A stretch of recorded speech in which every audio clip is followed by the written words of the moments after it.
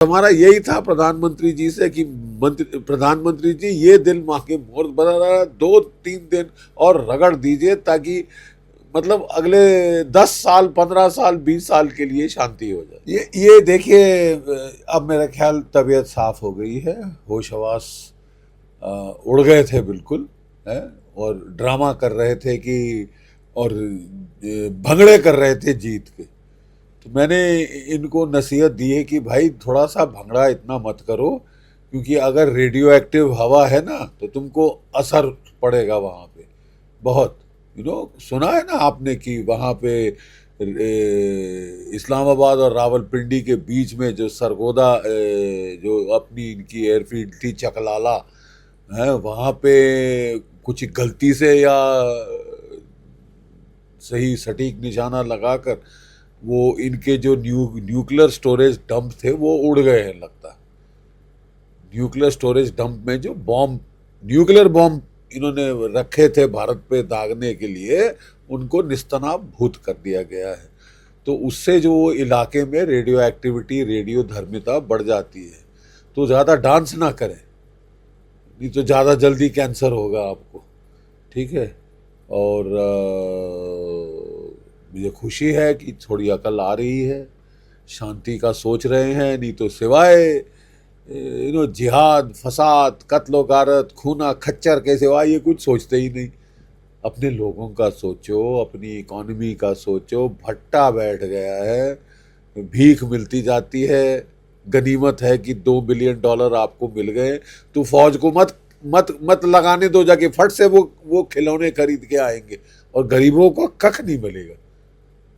गरीबों को बेचारों को 2 रोज की रोटी नहीं मिल रही उधर, पर सारा फौज खा रही है इनका। जो $2 बिलियन आए हैं ना, वो इनकी फौज ना खा जाए। ये शहबाज शरीफ को उसका फर्ज है कि वो अपने लोगों को दे, और अब फौज की ये जो है चमचागिरी बंद करे, ठीक है। मुझे बहुत खुशी है कि हमारा लड़का वापस आ गया। और कई बारी मन में ख्याल आता है, अगर हमारे पास इनके और भी हैं, सुना है कंफर्म तो नहीं है लेकिन उड़ती फिरती खबर है कि है, तो हम कुलभूषण यादव को भी वापस मांगे। We should exchange. अगर हमारे पास इनका प्रिजनर है कोई, तो या प्रिजनर्स हैं, तो वी शुड एक्सचेंज। अभी तक मैंने सुना तो नहीं है, लेकिन उड़ती फिरती लग रही है कि कोई पायलट शूट डाउन हुआ था कभी, और वो हमारे पास है, और एक नहीं ज़्यादा। सो वो भी चाय पिलाने का टाइम आ गया है। और अगर हम उसको कुलभूषण यादव के साथ एक्सचेंज कर लें तो बहुत अच्छा हो। सबसे पहले प्रधानमंत्री ने आदमपुर, जो कि हमारा मोस्ट इम्पॉर्टेंट बेस है वेस्टर्न सेक्टर में, वहाँ उसके ऊपर पाकिस्तान नाच नाच के कह रहा था कि हमने तो धज्जियाँ उड़ा दी, वहाँ पे जो S-400 मिसाइल लगे हैं उनके ऊपर खच्चे उड़ा दिए, कुछ नहीं बचा, वाह वाह वाह ये लोग कर रहे थे। और तभी प्रधानमंत्री जी वहाँ गए, C-130 प्लेन में लैंड किए वो, और बड़ा भारी जहाज़, मतलब दिखाने के लिए कि हमारी रनवे शनवे बिल्कुल ठीक है, सब कुछ ठीक है। और पीछे बड़ी शानदार तरीके में आकाश के अगेंस्ट वहाँ पे S-400 triumph surface to air missile, the crown jewels हैं जो हमारी एयरफोर्स के, आर्मी के, एयरफोर्स के, हमारे एयर डिफेंस के, जिन्होंने लाजवाब काम किया है, लाजवाब काम किया है। और कहा जा रहा है कि शायद हम और खरीदेंगे ये वाला। और हमारे आकाशिस ने बड़ा अच्छा काम किया है।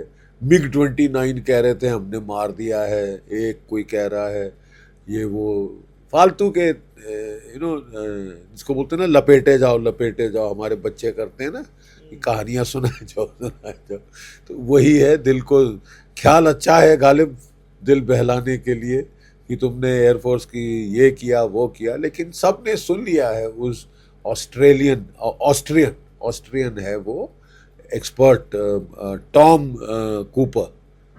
कूपर, उसने सारा पोल खोल दिए उसने बताया है कि किस तरह इंडियन एयरफोर्स ने इनके तो धजिया उड़ा दी, 11 बेस हिट किए, न्यूक्लियर स्टोरेज साइट को हिट किया और ये कख नहीं कर पाए। That is the important thing. That means वो कह रहा है कि क्लियरली भारत जीत गया है। बस हमारा यही था प्रधानमंत्री जी से कि प्रधानमंत्री जी ये दिल मांगे मोर बना रहा, 2-3 दिन और रगड़ दीजिए ताकि मतलब अगले 10 साल, 15 साल, 20 साल के लिए शांति हो जाए। ये दिल मांगे मोर। लेकिन ठीक है, अगर शांति की तरफ समझ आ गई है बात और शांति की तरफ जा रहा है, खूना खच्चर बंद होगा, रक्त रसाव बंद होगा, तो अक्लमंदी की बात है। शहबाज शरीफ तो बेचारे अस्पताल में थे जब उनकी पार्लियामेंट में ही उनकी खिल्ली उड़ी कि कहाँ है गीदड़ है ये, कि एक लश्कर हो शेरों का लेकिन उसका सरदार गीदड़ हो तो वो सारे गीदड़ की तरह काम करेंगे। गीदड़ की तरह तो काम किया है, ठीक है। अब वो बेचारे शर्मा के बाहर तो निकल आए और फिर उन्होंने एक स्पीच दी, thank you America, thank you Saudi Arabia, thank you China, thank you तुर्की, थैंक यू पता नहीं, थैंक यू सोमालिया, सोमालिया को भी थैंक यू कहा है? और मतलब इनकी तो दिमागी हालत, बैलेंस मतलब हिल गया था।